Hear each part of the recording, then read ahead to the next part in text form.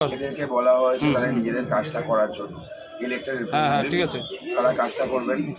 আমি যেহেতু 8টা ওয়ার্ড সম্পর্কে বলতে পারি, 8টা ওয়ার্ড সম্পর্কে আমার একটা বার্তা খুব পরিষ্কার।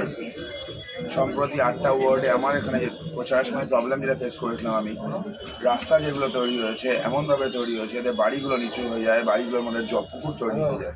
আমি বলেছি প্ল্যান এবং যারা করেছে তার ডিটেলস বের করতে।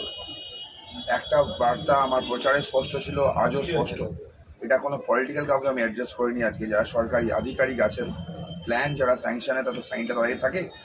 বার্তা খুব পরিষ্কার, এলাকায় একটা কদম ফুলের মতো বাড়ি, অর্থাৎ বাড়িগুলো ওঠে দুপাশে পিলার লাগিয়ে বড় করে দেওয়া হয়।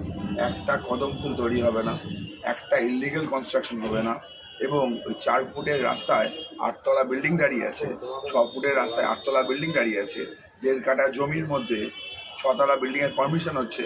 এগুলোকে পরিষ্কার স্টপ করতে বলেছি। আধিকারিক যারা আছেন, সরকারি কর্মচারী, কারো চাপে করুন বা কোনো খাম নিয়ে করুন, পরিষ্কার হিসাব হচ্ছে প্রিভেনশন অফ করাপশন অ্যাক্ট আছে। রাজ্যে আইনের শাসন ফিরে এসেছে, শাসকের আইন রাজ্যে চলবে না, আইনের শাসন অনুযায়ী ব্যবস্থা হবে। মানুষের জীবন বিপন্ন হয় এমন কোনো কাজ হবে না। ট্রেন যেন প্রতিদিন পরিষ্কার হয় বলা হয়েছে, জমা জলের অসুবিধা না হয় বলা হয়েছে। আরও কতগুলো ইস্যু আছে, আজকে প্রাথমিকভাবে বলে যাওয়া হলো। আরও কতগুলো ইস্যু আছে, ডিটেল অ্যাড্রেস হবে। মিউনিসিপ্যালিটি নাগরিক সুবিধা দেবে। ভারতীয় জনতা পার্টি, আবার বলছি, অ্যাডমিনিস্ট্রেশন অ্যান্ড সরকার ডিফারেন্টভাবে চলতে পারে। পশ্চিমবঙ্গ প্রথমবার হয়তো খেয়াল করবে।